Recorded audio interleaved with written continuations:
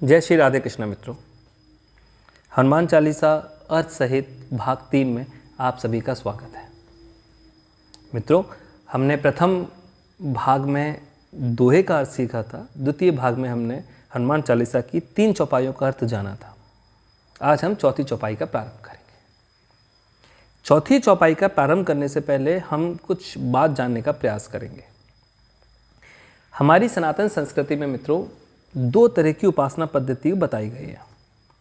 जो पहली उपासना पद्धति है उसे कहते हैं निराकार ब्रह्म की उपासना। जो निराकार ब्रह्म की उपासना के उपासक होते हैं, जो योगी होते हैं, असल में उनका ये मानना है कि जो ब्रह्म है, जो ईश्वर है, वो ज्योति स्वरूप है या प्रकाश स्वरूप है। और हमारे जीवन का यह ध्येय है कि हम उस प्रकाश में समा जाएं, क्योंकि ये शरीर नश्वर है, एक दिन मिट जाना है। तो जब हम इस संसार से बाहर जाएं, आत्मा अमर है और आत्मा अपने परमात्मा के उस ज्योति स्वरूप में विलीन हो जाए।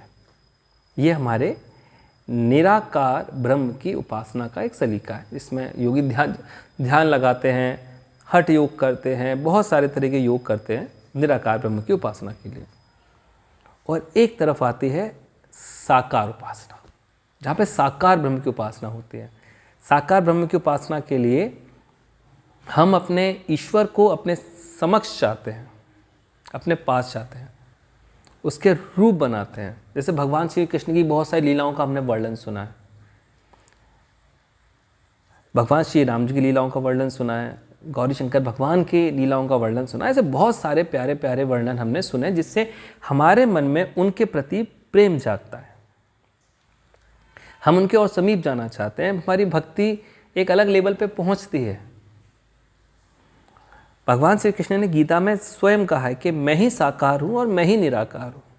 निराकार हूँ मूलता, हूँ मैं ही साकार, दर्शन देता भक्त को आस्था के अनुसार। ये भगवान श्री कृष्ण गीता में ऐसा कहते हैं जब अर्जुन को बताते हैं।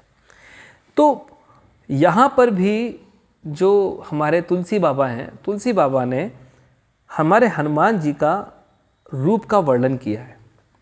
क्या कहते हैं चौथी चौपाई में? कंचन वरण विराज सुवेसा, कानन कुंडल कुंचित केसा। हमारे हनुमान जी कैसे हैं? हमारे हनुमान जी का जो वर्ण है ना, जो उनके शरीर का रंग है ना, वो सोने के समान है, स्वर्ण समान है, कंचन, कंचन जैसा है, चमकता हुआ, बिल्कुल आंखों को लगता है, देखने का मन करता है उन्हें, और बहुत सुंदर दिखते हैं। वो वर्ण उनके ऊपर जचता है और वो बहुत सुंदर दिखते हैं। कानों में उनके कुंडल है, उनके जो बाल हैं वो घुंघराले हैं। इस तरह से वो बजरंगबली के रूप का वर्णन कर रहे हैं। क्यों? जब हम उनके रूप का वर्णन करते हैं कि वो ऐसे दिखते हैं, तो वो साकार होता है। वो परम पिता, वो परमेश्वर हमारे सामने उस रूप में साकार होता है। हमारे धर्म ग्रंथ, हमारी हनुमान चालीसा जैसी जितनी भी किताबें हैं, ये हमें ईश्वर के साथ ऐसे ही जोड़ते हैं। हमारे मन के अंदर प्रेम जगा के, उसके रूप का वर्णन करके वो ऐसे दिखते हैं। इस तरह से हमारे पास, हम उनके पास जा सकते हैं। ज़रूरी है भाई, तभी तो हम उनके पास जा पाएंगे। हमें पता ही नहीं वो दिखता कैसा, तो कैसे जाएंगे? और जैसे अभी एक फिल्म आई अभी आदि पुरुष, लोगों ने उसकी बहुत जम के बुराई करी है, उसके बारे में हम टिप्पणी नहीं करेंगे। लेकिन लोगों का जो उसमें मूलतः कहना था कि हनुमान जी से दिख नहीं रहे। क्यों नहीं दिख रहे? क्योंकि हमने सुना था कि कंचन वरण विराज सुवेसा, कानन कुंडल कुंचित केसा, हाथ वज्र ध्वजा विराजे, कांधे मूज जनेऊ साजे। भाई ये उनके रूप का वर्णन है, इस रूप से उनका रूप मैच ही नहीं कर रहा। उनके कानों में कुंडल ही नहीं है, उनके जो बाल हैं वो घुंघराले ही नहीं है ना। यानी कि ये रूप या तो उन्होंने कहीं देखा होगा, या उन्होंने जिस तरह के रूप का वर्णन बाबा तुलसी जी ने किया है, कुछ तो सोच समझ के किया हुआ। उनकी लेखनी के बारे में तो कहा ही नहीं जा सकता। इतनी प्यारी प्यारी रचनाएं बाबा तुलसी ने हमें दी है। दूसरी पंक्ति में वो कहते हैं कुंचित केसा के बाद, कानन कुंडल कुंचित केसा, हाथ वज्र और ध्वजा विराजे, कि वो बलशाली है, शक्ति का प्रतीक है, इसलिए उनके हाथ में शस्त्र रूप में एक वज्रनुमा गदा भी है, जिससे कि वो अपने शत्रुओं का नाश करते हैं। जो उनके प्रेमी हैं वो उनकी रक्षा करते हैं। और दूसरे हाथ में उनके ध्वजा है। किसी भी योद्धा के एक हाथ में ध्वजा होगी ही। ये ध्वजा होती है धर्म की, उसकी पहचान की, उसके प्रतीक की। और इस धर्म ध्वजा के कारण ही महाभारत में हमें उदाहरण मिलता है कि भगवान श्री कृष्ण ने हनुमान जी का आह्वान किया और उन्होंने आह्वान करके उनसे प्रार्थना की है कि आप अर्जुन के रथ पे विराजिए, क्योंकि यदि आप अर्जुन के रथ पे विराजेंगे तो धर्म की विजय सुनिश्चित हो जाती है। ये है हनुमान जी का औरा, ये है उनकी भक्ति कि एक हाथ में उनके वज्र है, एक हाथ में ध्वजा, हाथ वज्र और ध्वजा विराजे, कांधे मूज जनेऊ साजे। भाई जो उनका कंधे पे जनेऊ साजा है, जनेऊ संस्कार, जो जीवन के सबसे महत्वपूर्ण संस्कार होते हैं उनमें से एक होता है जनेऊ संस्कार। अब जनेऊ का बहुत सारे वैज्ञानिक तर्क भी हैं और धार्मिक तर्क भी है, इसके ऊपर एक अलग से वीडियो बनाएंगे। लेकिन जनेऊ असल में देखा जाए, जितने लोग जनेऊ धारण करते हैं वो इस बात को जानते होंगे, जनेऊ पहनने का अर्थ होता है कि एक नियम के अंदर आपको बंधना है, आपको एक नियम फॉलो करना है, कितने बजे उठना है, किस तरह से आपको शौच जाना है, किस तरह का जीवन आपको यापन करना है, किस तरह का आपको खाना खाना है। जनेऊ पहनने वाला, जो जनेऊ को धारण करता है, वो इन नियमों का पालन करता है। इट मीन्स ये डिसिप्लिन में रखने का एक बंधन है। हनुमान जी बहुत डिसिप्लिन है, बहुत डिसिप्लिन है। वो अपना हर काम बहुत अनुशासन से करते हैं, बहुत अनुशासन से। हनुमान, अगर किसी व्यक्ति को जीवन में अनुशासन सीखना हो तो हनुमान जी से सीखें।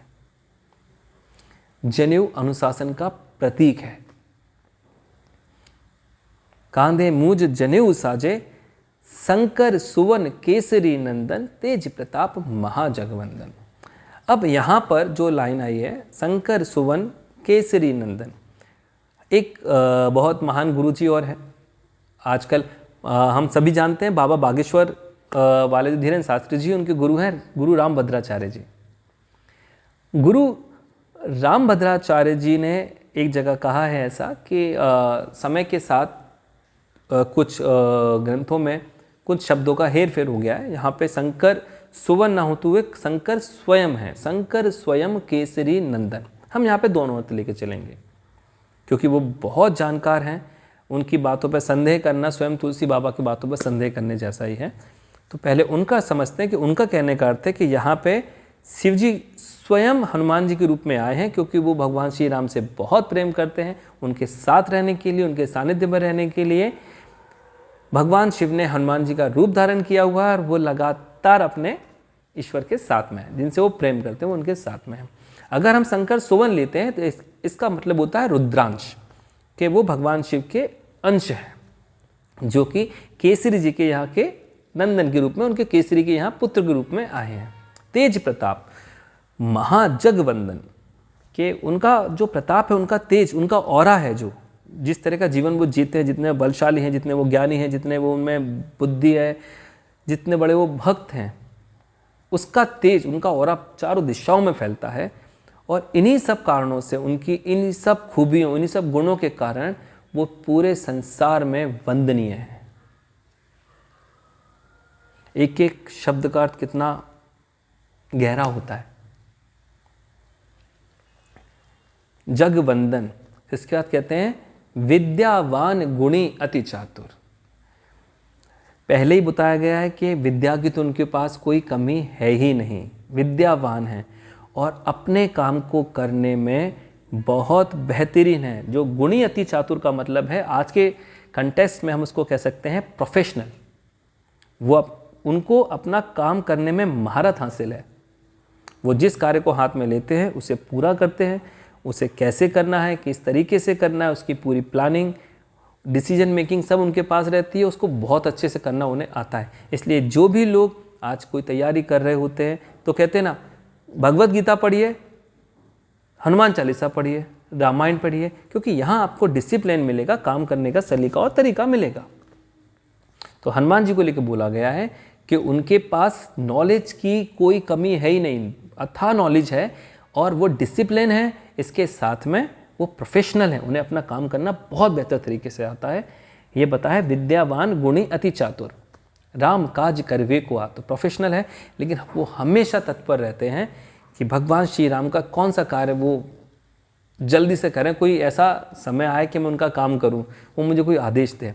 इतना कुछ होने के बाद भी ये उनकी विनम्रता है कि कैसी विनम्रता, इतने बलशाली हैं, बुद्धिमान हैं, गुणवान हैं, सब कुछ है, लेकिन इतने शांत, इतने सरल हैं कि हमेशा उनके मन में सेवा भाव रहता है, स्वामी भक्ति है ईश्वर के प्रति। बिल्कुल सरल है कि ईश्वर का कौन सा कार्य मुझे करने को मिले कि मैं उस कार्य को कर सकूं।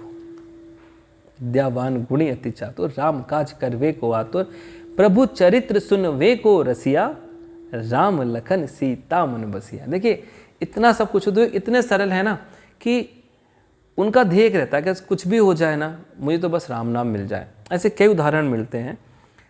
कहते हैं जब लव कुश ने हनुमान जी को बांधा था तो उन्होंने राम नाम का संकीर्तन करके बांधा था कि भैया ये तो बस राम नाम से बंधे चले जाते हैं। एक गायक कलाकार है, उनका भजन है कि राम ना मिलेंगे हनुमान के बिना। क्यों भैया, वो तो केवल राम राम जपते हैं, आप तो राम नाम अपना प्रारंभ कीजिए, हनुमान जी आ जाएंगे। जहाँ राम नाम होगा वहाँ हनुमान जी होंगे ही होंगे। इसलिए कहते हैं विद्यावान गुणी अति चातुर, राम काज करवे को आतुर, प्रभु चरित्र सुनवे को रसिया। हमेशा राम जी का चरित्र सुनने के लिए आतुर रहते हैं और उसी में रमते हैं, यही उनका रसना है। प्रभु चरित्र सुनवे को रसिया, राम लखन सीता मन बसिया। अब देखिए एक भक्ति की पराकाष्ठा यहाँ पे धीरे से समझा दी कि आप में इतनी विशेषता होनी चाहिए, आप अपने काम को लेकर इतने प्रोफेशनल होने चाहिए, इतने गुणवान होने चाहिए कि हमारे मन में ईश्वर रहता है। ये स्वाभाविक है, हम ईश्वर से प्रेम करते हैं, हम किसी से प्रेम करते हैं, वो हमारे मन में रहे, ये स्वाभाविक है। लेकिन जिससे हम प्रेम करते हैं हम उसके मन में रहें, इतना प्रेम करें कि हम उसके मन में आ जाएं, ये हमें हनुमान जी से सीखना चाहिए। उनके अंदर इतनी सेवा भक्ति है, सदा उनकी निगाह झुकी रहती है, भगवान के ध्यान में लगे रहते हैं, सब कुछ करते हैं, और बल है, बुद्धि है, सब कुछ है, और इतने सरल हो गए हैं वो कि अब भक्त भगवान के हृदय में वास करने लगा। इतनी भक्ति हमें हनुमान जी से सीखने चाहिए, भक्ति के महासागर हैं वो। प्रभु चरित्र सुनवे को रसिया, राम लखन सीता मन बसिया। कि राम जी के, लखन जी के, माता सीता के मन में हनुमान जी का वास रहता है। ये भक्ति की पराकाष्ठा है कि स्वयं ईश्वर के हृदय में उनका भक्त वास कर रहा है। भक्त के हृदय में ईश्वर वास करे ये तो स्वाभाविक है, लेकिन भक्त अपनी भक्ति से इस अवस्था तक पहुंच गया कि आज वो अपने हरि के, अपने आराध्य के हृदय में वास कर रहा है। यह बात हमें हनुमान जी से सीखनी चाहिए। ठीक। अब इसके बाद देखिए कि हम जो कहते हैं कि वो प्रोफेशनल है, उन्हें हर काम को करने का सलीका आता है, जो कि जैसे ही हम अगली चौपाई पढ़ते हैं कि सूक्ष्म रूप धरि सिंह ही दिखावा, विकट रूप धरि लंक जरावा, भीम रूप धरि असुर संहारे, रामचंद्र के काज संवारे। राम काज करवे को आतुर, और यहाँ रामचंद्र के काज संवारे, यहाँ पर रामचंद्र ही काज के लिए गए। अब देखिए एक व्यक्ति के अंदर में ये कॉमन सेंस होना चाहिए, वो जिस स्थान पर है वहाँ पे उसे किस तरह से रहना है। बच्चे के साथ में, बड़े के साथ में, छोटे के साथ में कैसे रहते हैं। जब हनुमान जी माता सीता के सामने गए हैं तो सूक्ष्म रूप बना के गए हैं, छोटे से रूप में गए हैं, क्योंकि माता सीता की विशालता इतनी है कि वहाँ पे आप बड़ा रूप लेके जाके करोगे क्या। जगत जननी के सामने आप कितना बड़ा रूप दिखा सकते हो। तो जब माता जगत जननी के सामने गए हैं तो जगत जननी के सामने सूक्ष्म रूप से गए। सूक्ष्म रूप धरि सिंह ही दिखावा, सीता जी के सामने गए और सादर प्रणाम किया। सूक्ष्म रूप धरि सिंह ही दिखावा, विकट रूप धरि लंक जरावा। जब उन्होंने लंका जलानी थी तो उनका रूप विकट था। यहाँ पे सिनेरियो अलग है, कंडीशंस अलग हैं, तो यहाँ पे जो रूप होना चाहिए, घर में अलग रूप होता है, ऑफिस का रूप अलग होता है। हनुमान जी बता रहे हैं आपको घर में कैसे रहना है, ऑफिस में कैसे रहना है, जब आप अपने बच्चे के साथ में है, अपने घर वालों के साथ में तो कैसा रहना है, शत्रु के साथ आपको कैसा व्यवहार करना है, ये हनुमान जी बहुत अच्छे से सिखाते हैं। विकट रूप धरी लंक जरावा, भीम रूप धरी असुर संघात। एक विशाल काय रूप रख के जो जो उनसे उस समय लड़ने के लिए आया सबको मार पीट के उन्होंने भगा दिया। कछु मारे कछु मर्देसी कछु मलियसी दर दूर। ये रामायण में पता चला कि ऐसे मारे और मसक दे देते वहाँ पे उनको, आ जाओ कौन कौन आ रहा है। ये हनुमान जी की शक्ति का परिचय कि किस जगह पे किस समय किस रूप में उन्हें आना है। भीम रूप धरी असुर संहारे, रामचंद्र जी के काज संवारे। और जब वो ये सभी करते हैं तो ये सारे कार्य वो रामचंद्र जी के ही कर रहे हैं, रामचंद्र जी के कहने पे कर रहे हैं और स्वयं को निमित्त मात्र मानते हैं। ये है उनकी सरलता। मित्रों, इसके आगे का हम चौथी भाग में सीखेंगे। लेकिन जो भी हमने आज चौपाई देखी है सुनी है, उनमें देखेंगे कि हमें हनुमान जी की विशेषताओं के बारे में एक बात मालूम पड़ रही है कि महान शक्तिशाली योद्धा होते हुए भी गुणों में उनका कोई सानी नहीं, बुद्धि में उनका कोई सानी नहीं, भगवान के अति प्रिय हैं लेकिन सरल हैं, मैनेजमेंट बहुत अच्छा है, कहाँ पर कैसे रहना है उन्हें पता है, प्रोफेशनल हैं, डिसिप्लिन है। इसलिए हमें अपने बच्चों को हनुमान जी के बारे में बताना चाहिए कि कैसे हम हनुमान चालीसा के माध्यम से हनुमान चालीसा को समझकर अपने जीवन में अनुशासन ला सकते हैं, सरलता ला सकते हैं, प्रेम ला सकते हैं। हमें तो थोड़ी बहुत भी अच्छी जॉब भी मिल जाती, कहते हैं यू नो हु एम आई, कहाँ काम करता हूँ मैं, तुम जानते हो मुझे, और वो कहते हैं कुछ नहीं। माता सीता ने उनसे पूछा हो कौन तुम, कहाँ से आए हो, मुझे विश्वास नहीं है आप कैसे मेरे सामने खड़े हो। तो माता से सीता से वो हाथ जोड़ के कहते हैं राम दूत मैं मातु जानकी, मैं राम जी का दूत हूँ। उन्होंने ये नहीं कहा यू नो मैं बहुत शक्तिशाली हूँ, एक बार राम जी ने बोला मुझसे मैं यहाँ तक आ गया आपका पता लगाने के लिए, अब इंसेंटिव तो मिलेगा ना इसका, नहीं। बहुत सरल स्वभाव से क्या कहते हैं, मैं उनका दूत हूँ और मैं उनकी कसम खाकर बोल रहा हूँ, सत्य शपथ करुणा निदान की, मैं करुणा निदान की शपथ खाकर बोल रहा हूँ कि मैं उनका दूत मात्र हूँ। और माँ कह के संबोधित किया है। ये है हनुमान जी, ये है उनकी शालीनता, ये हमें सीखनी चाहिए। इसलिए हमें प्रत्येक दिन घर में हनुमान चालीसा एक बार जरूर पढ़ना चाहिए। इसके अतिरिक्त रामायण या श्रीमद् भगवद गीता के कम से कम 10 पन्ने रोज पढ़ने चाहिए और अपने बच्चों को पढ़ाने चाहिए ताकि हमारी संस्कृति की वैज्ञानिकता के विषय में उन्हें पता हो। इसके आगे का हम भाग 4 में सीखेंगे। सभी सनातन संस्कृतियों को मानने वाले लोगों से मेरा अनुरोध है, किसी दूसरे के पंथ, मजहब, संस्कृति के बारे में कोई गलत बात ना बोलें, किसी भी प्लेटफॉर्म से कोई गलत बात ना बोलें, अपनी संस्कृति को पहचानें, अपनी संस्कृति, अपनी सभ्यता को लोगों के पास तक लेके जाएं, उसकी वैज्ञानिकता को बताएं। ऐसा मेरा मानना है, एक दिन सारा संसार हमारी सनातन संस्कृति को प्रेम करेगा। जय श्री राधे कृष्णा।